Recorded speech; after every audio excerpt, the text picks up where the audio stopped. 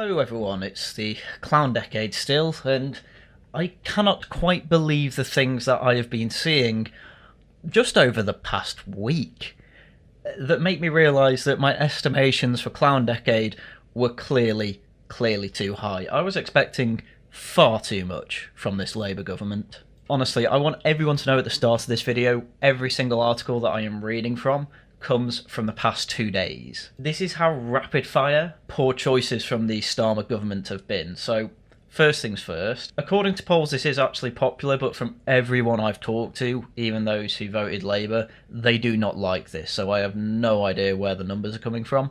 But anyway, banning smoking in pub gardens would relieve the burden on the NHS, Sir Keir Starmer has said, despite concerns it would devastate the industry. The Prime Minister promised to take action against smoking when asked about leaked plans that would ban cigarettes in outdoor hospitality venues. Okay, so that's like pubs and things like that. Playgrounds. At least for that one I can see the logic, but I still think it's quite overbearing. I don't think there are many people that openly smoke cigarettes in children's playgrounds. I think they typically move away from the playground. And some other public spaces, which include outdoor areas of schools and outdoor areas of hospitals, which, by the way, typically, once again, they are already banned anyway. My starting point on this is to remind everybody that over 80,000 people lose their lives every year because of smoking, he said. Yeah, well, I'm not being funny here. Absolutely everyone knows the dangers of smoking. Everyone knows it causes lung cancer. Secondhand smoking, I mean, recent evidence has actually shown it's not that bad for you, but we don't care about that. This is just about Labour wanting to ban everything because they're the party of no fun. And I don't even smoke, by the way. I have only had cigars in my life, and typically that's only at weddings. But I don't want a government that bans fun for people. I mean, I'm even against banning it inside pubs. I think it should be up to the pubs whether they have a smoking policy or not. But for some reason, well, I know the reason. It's because the government has to oversee the NHS, and the more deaths you have on the NHS, the more bad your government is seen. And so this is a long-term solution to, just ban death. It's all down to incentives.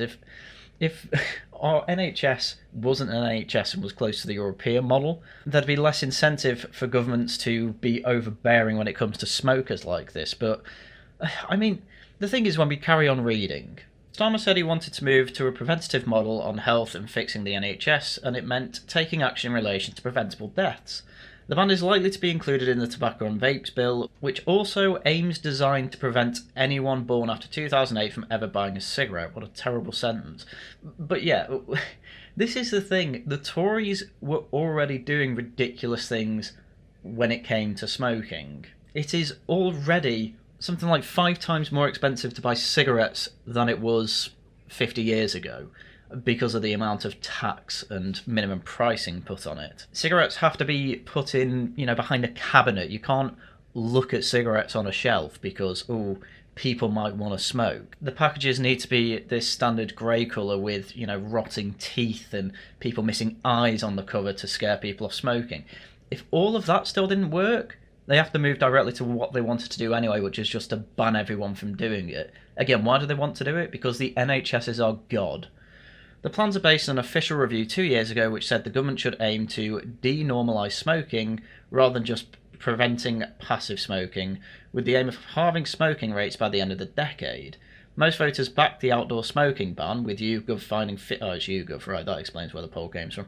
Finding 58% supporting banning smoking in pub gardens and 35% opposing it. YouGov typically, they're not great with their polls. Very much the type of polling I only trust if it's repeatable from other pollsters. If it's a YouGov poll alone saying this, I simply do not believe that this is popular. Anyway, quick side note, in a response to this, Esther McVeigh posted this to Twitter. First they came for the communists, and I did not speak out because I was not a communist. Then they came for the Jews, and I did not speak out because I was not a Jew. And then they came for me, and there was no one left to speak for me. Pertinent words R.E. Starmer's smoking ban. Which even I have to say, I'm usually a fan of hyperbole. Even I could see this type of hyperbole was not going to end well. And naturally, absolutely every leftist under the sun was having a go at this, but, you can expect all that. I think the funniest reaction comes from the board of deputies of British Jews. who made this statement: "The use of Martin Niemöller's poem about the horrors of the Nazis to describe a potential smoking ban is an ill-considered and repugnant action. We would strongly encourage the MP for Tatton to delete her tweet and apologise for this breathtakingly thoughtless comparison." I mean, I'd only say this tweet is stupid insofar as people were obviously not going to like the hyperbole, but at the end of the day, all this was hyperbole. The point of the tweet was to say, if you think this is only going to be done for smoking, you're wrong. They're going to ban a hell of a lot of other things. Whether they're going to ban Jews or not, well, I mean, Jews are already practically banned from London on Saturdays because the police have done absolutely nothing about the Gaza marches, where people are shouting "Intifada now" from the river to the sea, and other slogans that make Jews feel quite uncomfortable. But no, let's focus on Esther McVey being a bit hyperbolic. I just can't take these people seriously. The art of hyperbole is only allowed for leftists and never for righties. I think it's worth bearing that in mind for most of us sensible people for now. Anyway, on growing the economy, Labour will grant staff a right to demand 4-day week. The initiative will be part of legislation led by Angela Rayner, the Deputy Prime Minister, possibly one of the worst people in Cabinet. And amazingly, I think she will genuinely be Prime Minister within this Labour term. I cannot see Starmer lasting the whole 5 years, because this is about the fourth video I've had to make on stupid policy put forward by Labour that is wildly unpopular. Again, this smoking ban might be popular with polls at the moment, but when they obviously encroach on other people's vices, they're not going to be happy about it. People aren't happy at the moment that it costs £7 to buy a pint at a pub in most cities. And those prices are only going to go up with Labour's plans. Even if they weren't banning them, they're going to make them go up with inflation, because this is inevitably what happens when you keep printing money and make productivity worse, like offering people a 4-day week. The government's package of workers' rights will include a compressed hours system enabling staff to fulfil their weekly contracted hours over 4 days, according to the Daily Telegraph. This initiative will be part of legislation led by Angela Rayner, the Deputy PM, developed in collaboration with trade unions and businesses. Okay, it's not as bad as I was thinking then. At least you have to fulfil all contracted hours over the 4 days. This initiative will be part of legislation led by Angela Rayner, the Deputy PM, developed in collaboration with trade unions and businesses. Oh my god, I don't trust it anymore.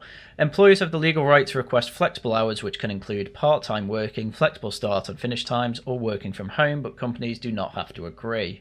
Yeah, once again, I want to turn your attention to the smoking ban we just saw.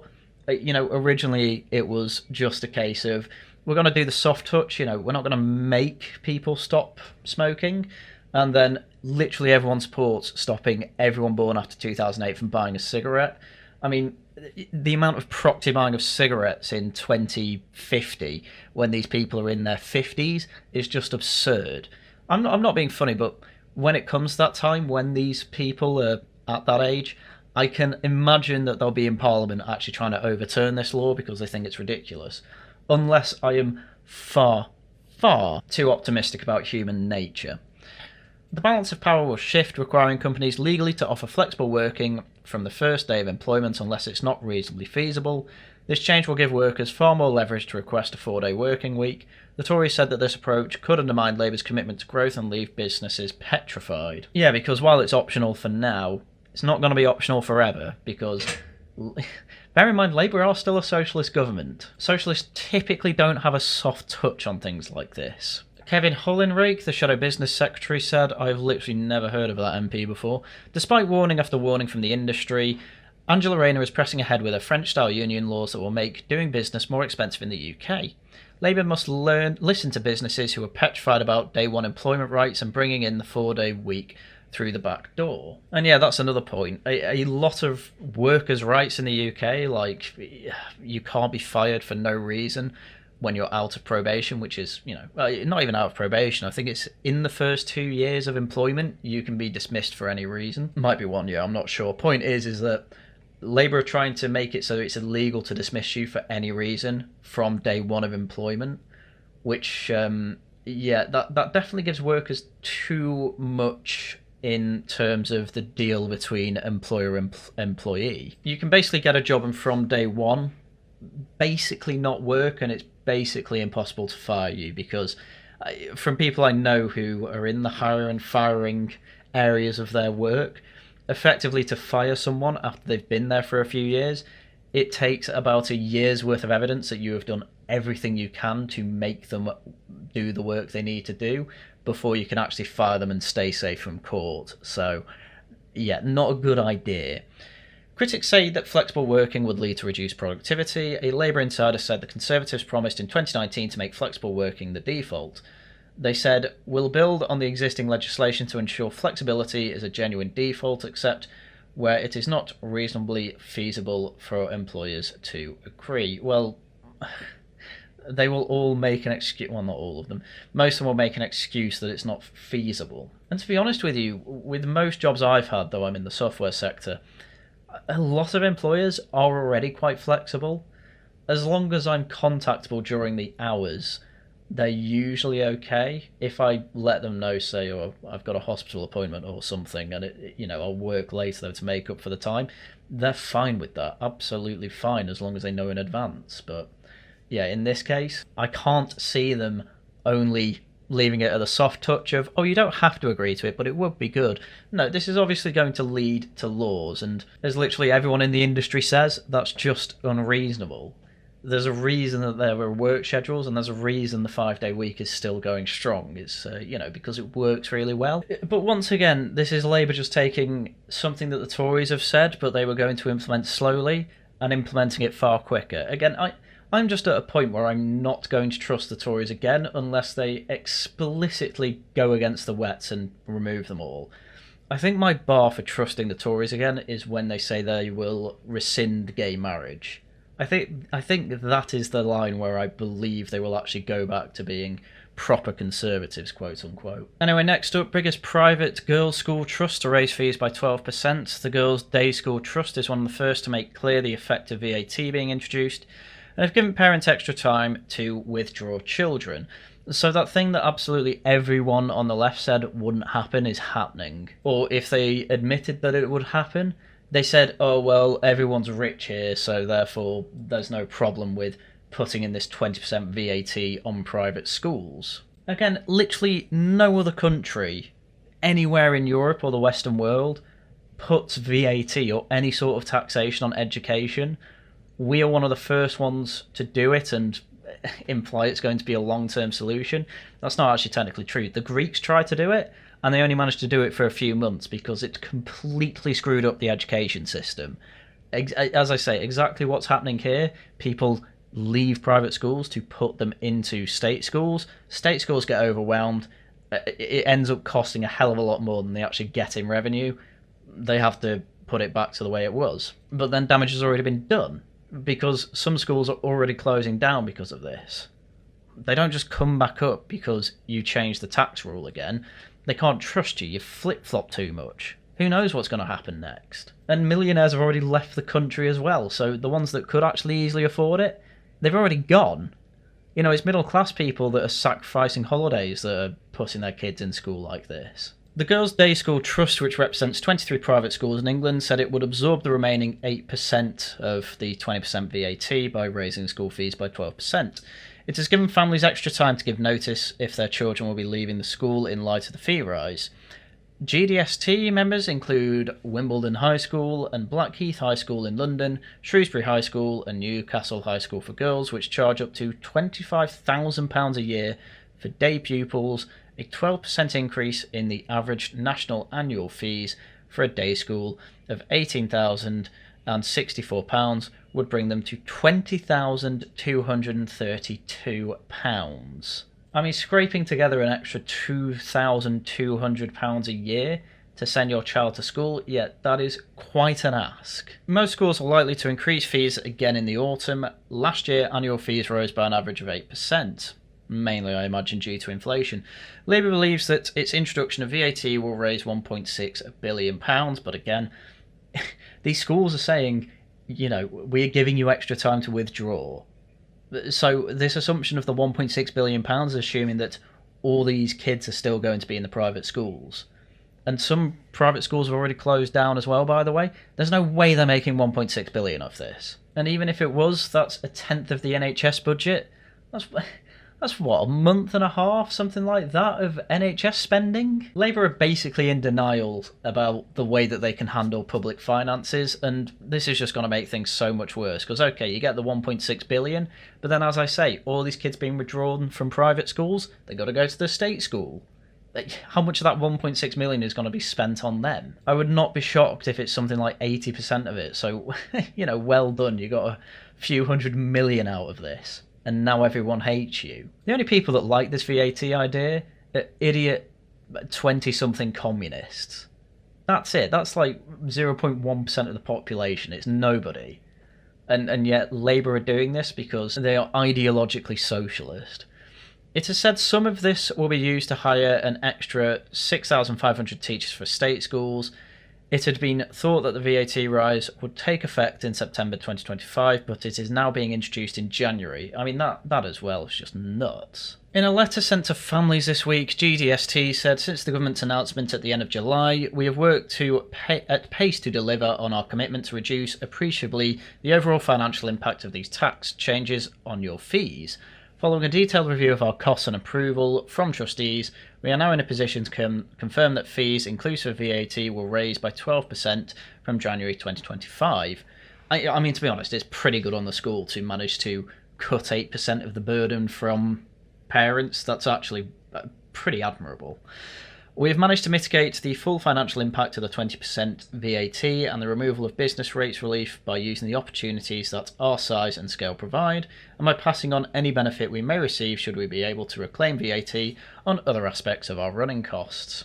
Schools will be able to reclaim VAT on large capital projects and some other expenditure, so I imagine that's how they're reducing the burden. But ultimately, why should they have to do this? They're educating children. It is a very good thing to have schools. It is an even better thing to have better schools because they typically find better ways to educate kids, and guess what? The state school can emulate them. But instead, what are Labour doing instead? Oh no, we know best. We know that centralised control is the best way to go ahead. So we'd rather that there were no private schools whatsoever. But they can't afford to do that at the moment. This is kind of the good thing about inheriting such a dismal, stagnant economy. They can't try and do what they've tried to do in the past, where they've been given a pretty decent economy and then ruin it all in a few years. It's already basically ruined, and now they're ruining it pretty instantly, and people have kind of noticed. -16, I believe, the latest poll for approvals for Keir Starmer showed. It's only going to get worse than that, by the way. Anyway, from the crisis of schools to the crisis of prisons and crime, ministers are rolling the dice by releasing thousands of prisoners next month in an effort to tackle the overcrowding crisis. The Chief Inspector of Probation has warned it is inevitable that things will go wrong when inmates are freed under an early release scheme because those in charge of monitoring them lack the resources to cope.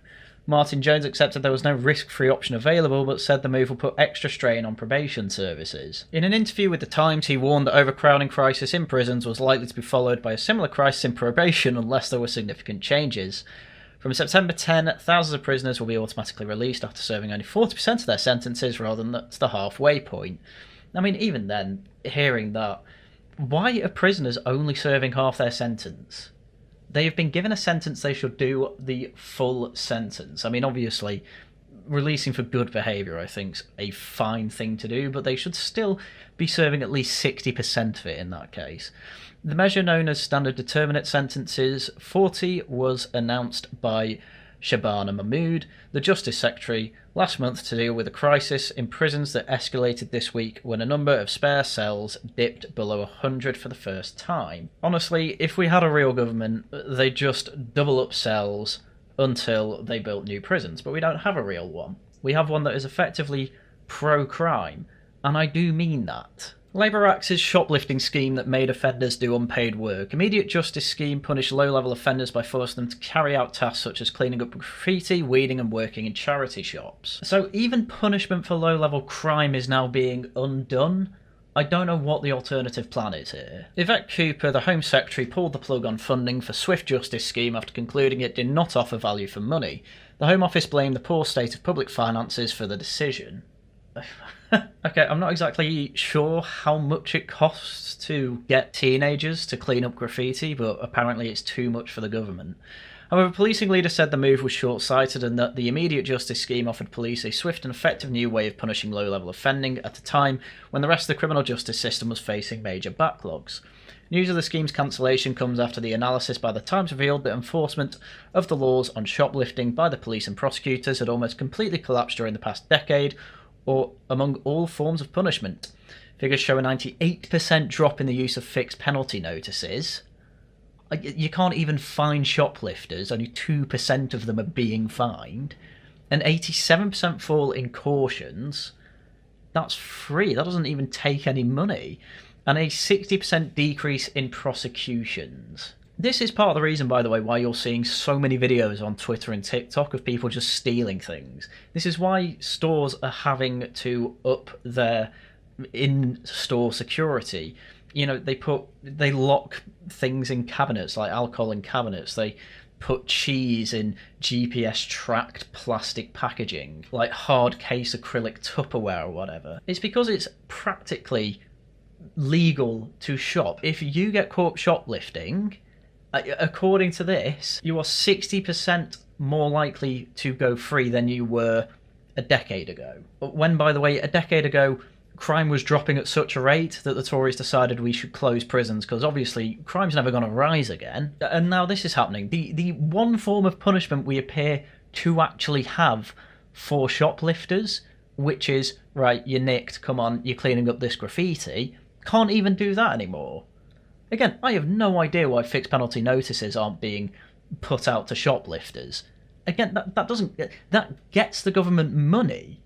They've thrown away a moneymaker. A Home Office spokesperson said the previous government's immediate justice pilots demonstrated that it takes significant time to get projects up and running, and only 6 months of funding was available to other police forces new to the scheme. This would not have been an effective nationwide programme for tackling antisocial behaviour, nor would it offer value for taxpayer money, even more so in the light of the state of public finances which the government has inherited. And don't worry, we'll be getting back onto that. But realistically, if they do scrap this, then they have to get back on the fixed penalty notices, the official police cautions, and that prosecution rate being at 60%, you need to build more prisons. I know the main reason for that is you don't want to put shoplifters in prison, but fact of the matter is it's endemic at this point. Everyone has noticed how much worse it makes their lives. They want to be able to go down an aisle and be able to pick up a piece of cheese and not have to have staff come over to break open the acrylic for you. It makes people feel like they're in a police state, even though they're in the opposite. But anyway, while all this is happening, hate crime measures back on agenda despite fears for free speech. Yvette Cooper considering strengthening hate crime laws by ordering the police to record more non-crime hate incidences. Bear in mind that Starmer and his culture secretary kept saying the years of culture wars are behind us. Yvette Cooper is considering strengthening hate crime laws in a move designed to tackle anti-Semitic and Islamophobic abuse. Oh my god, is this going to apply to Gaza protests? I highly doubt it. This would reverse changes introduced last year by Suella Braverman, the former Home Secretary, which issued new guidance to police that downgraded the duty to monitor non-crime hate incidents. Because why are police bothered about non-criminal actions? The new code of practice, which came into effect in June last year, introduced a threshold for police to record the personal information of someone for hate incidents that do not constitute a crime. Under the change, a non-crime hate incident is only recorded when it is clearly motivated by intentional hostility and where there is a real risk of escalation causing significant harm or criminal offence. Even that, what the hell does any of that mean? It was introduced after concerns were raised over the threats that hate crime laws pose to freedom of expression. Braverman acted after the name of a pupil who had scuffed a copy of the Quran at a school in Wakefield was added to police files. I forgot about that. I have a whole video on that whole incident. It was crazy. The boy's mum looked like she was in a hostage situation in front of the Muslim community with the Muslim community leaders, all in quotes, and effectively had to apologise for them all and basically tell them to stop bullying her and her family, because I'm pretty sure the boy was autistic as well or something like that. And the police were basically only there to make sure that she actually made the apology. There's bigger issues here, Yvette Cooper. Why should we have boys put on the non-crime hate incidents list for being autistic and doing as their peers say? Home Office sources have insisted that any change will protect freedom of expression. I've heard that one before. Cooper is understood to support a strengthening of police recording of hate instances due to concerns that new guidance is preventing police from monitoring and identifying tensions and threats to Jewish and Muslim communities that may escalate into violence. There are concerns that the lack of recording of hate incidences prevents agencies from providing the necessary support to communities under threat and restricts the necessary research and data collection into such abuse. Yes, but again, if we're including autistic boys scuffing a Quran as part of these threats, then it's useless data. You've got garbage in and garbage out. Honestly, I don't think they should be recording this data at all, but at least Suella Braverman understood that there needs to be a realistic outcome that this will lead to actual violence for it to be recorded. That makes more sense than this nonsense. There's been a surge in anti-Semitic and Islamophobic instances following the October 7 Hamas attack on Israel last year. Anti-Semitic incidents have doubled while Islamic abuse has tripled since the attack. Man, I can't believe that these foreign problems are coming to our shores. What happened? Do you know what's going to help ease these tensions? Police monitoring Twitter and seeing if anyone has used any naughty words on Twitter about these people. Anyway, while crime is increasing and basically nothing's done about it, in fact they're getting rid of doing things about crime and in fact want the police to do more things about non-crime, the NHS is still being treated as the golden calf it is here. Workers to be weighed in office for health MOT. For those who don't know, outside the UK, MOTs are yearly checks you have to have on your car in the UK, and effectively they are saying we need yearly checks in offices. And this isn't just in offices, by the way, this is elsewhere, as we'll go into.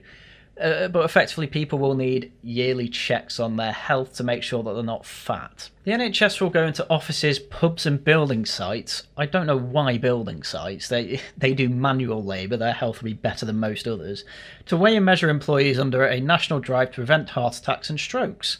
More than 130,000 middle-aged people will be offered free health checks in their workplace over the next 6 months. But again, we have a 22 billion black hole that is totally all the Tories' fault, and therefore, so-called health MOTs take 20 minutes and involve weighing staff and measuring their blood pressure and cholesterol to see if they're at risk of type 2 diabetes or heart disease.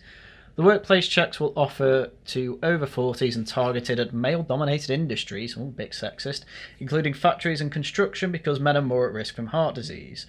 Employees have signed up, including Jaguar Land Rover, where 4,500 staff from the boardroom to the factory floor will get the checks within months at its Solihull base. If the tests reveal that they are at high risk, staff will be offered treatment, including blood pressure medication, statins to reduce cholesterol, and referrals to an NHS weight loss clinic. I mean, again, it's not the fact that this is necessarily a bad idea. I think it's fine to get health checkups. The problem I have with this is that at the same time we are being told there is no money, money is being thrown at things like this. Things where these people should be getting the tests themselves. The scheme, which is backed by £7 million of government funding, which to be fair is peanuts, is being introduced next month. It is part of Labour's focus on prevention in healthcare aimed at reducing chronic illnesses to boost economic growth and productivity. But again, this is £7 million just for the MOT. Money for the NHS will need to be piled on when all of a sudden you have, even if 10% of these people need the blood pressure medication, that's going to be quite a lot of people that need blood pressure medication and seeing other NHS staff needing other prescriptions. Effectively, it's not just going to be 7 million, it's going to cost a bit more. And then in the long run, it might reduce costs for the NHS. So that's fair enough if that ends up happening. However, a similar argument can be made for the winter fuel allowance. Well, you've not got as much fuel allowance, therefore you're more at risk of getting diseases from being in the cold in your house. I mean, these arguments can go everywhere. The point is that while you say you don't have money, you probably shouldn't be introducing new things like this, no matter how cheap your projections are. But on the subject of the fiscal black hole, voters sceptical of Labour's claims that finances were worse than expected. Most voters do not believe Sir Keir Starmer's claim that he found the public finances in a worse state than he expected and hold Labour at least partly responsible for looming tax rises and spending cuts. This week the PM warned of a painful budget in the autumn in a Downing Street speech designed to pin the blame from popular decisions on the Conservative legacy. However, polling for The Times finds widespread scepticism about this argument after the government's approval rating dropped 20 points in a month. Now 51% of voters disapprove of Labour's record compared with 23% who approve. Yet Labour Labour are like deer in the headlights, hence the thumbnail, and there's an argument going on right now. I really do think that 3 years is too long for Labour. I mean, everyone keeps saying, oh, but they have a massive majority, there's no way you're going to get any sort of win in terms of a no confidence vote or anything like that, but you know, you got to bear in mind, Labour have already had rebels. They had to kick 7, and I know it's not very many, but 7 MPs out. It seems that absolutely nobody is happy about the austerity 2.0 tactics that they're going for. It appears nobody believes that austerity actually needs to be done in this case, or those that do think it needs to be done in this case thinks it's stupid to blame the Tories for it. Everyone can see they're throwing the money about like it's candy. They can see that they've thrown it to the unions. That news all came out the other week. People can see they're happy to throw money still at the NHS without actually making any sort of improvement in public sector productivity. Everyone can see that. Everyone knows that this is why it's nonsense. Because everyone also knows that thanks to the OBR, you can see everything you need to see about Treasury finances. Basically, if Labour didn't know about this, it's because they're lazy or idiots. Starmer started using lines about the clown decade, saying things were going to get worse before they get better in coming months. He claimed to have no choice but to make unpopular decisions, saying that things are worse than we ever imagined, citing a £22 billion black hole in public finances, which 52% of voters say that is probably not true, and that Labour knew just how bad the finances were during the election, and only 36% think that it's true that Labour have found a situation worse than they expected before polling day. Again, that should be 100% because it has come out quite radically that most of that budget is entirely down to Labour policy. Starmer spent the campaign battling accusations from experts, including the IFS, that public spending plans were implausibly tight and that he would have little choice but to cut spending or raise taxes. He insists that the Tories hid the scale of overspending from the Office for Budget Responsibility. Don't know how they managed that. Denying Conservatives' claims that his performative outrage is designed to allow him to raise taxes, warning of a painful budget in October. Starmer said, "We have no other choice given the situation we're in." And basically no one believes it because they can see the £9 billion that is being sent straight to the unions and public sector for their pay, while at the same time they're seeing donations from these unions going straight to Labour MPs in the cabinet, and then some of these people are even getting jobs in the civil service. People are seeing all this. They were supposed to be different from the Tories. Turns out they're actually worse than the Tories. Shock horror, Labour never change. Basically, what I can summarise from this is that basically everyone on the right who said Labour lies is being proven true within 2 months. They're not even pretending at this point. There is a couple of things that Starmer is doing that is popular according to the polls. Most people are fine with the way that he dealt with the riots. Most people are okay with the smoking ban in gardens. Why? Because to most people, they're never going to be at risk of the legislation that is causing people to be arrested and put in jail for putting quote-unquote misinformation online, despite the fact they're making it clear it's speculation. And people aren't worried about the smoking ban because at the moment, nobody who thinks it's a good thing smokes. Being supportive of smokers as a non-smoker is genuinely a very rare thing, and I'm one of those people. I am fine with people who smoke. If I think I'm going to be at risk of second-hand smoking, lung cancer, whatever, I can leave them to smoke and I can stay away from them. But I know that second-hand smoking basically doesn't cause any negative side effects that are long-term. Hell, if you stop smoking by 35, most of the long-term issues of smoking tend to go away. So anyway, this is all by the by. The point I'm trying to make is that Labour lie, we can all see it, everyone can see it, and majority of people already think that Labour are poor in the government and are bad liars. This is not the standing for a stable government, especially for 5 years. This is why I don't think they're going to last more than 3. I certainly don't think Starmer's going to be in for more than 3 years. And if Labour end up fracturing enough, you never know. You might see votes of no confidence in an early election.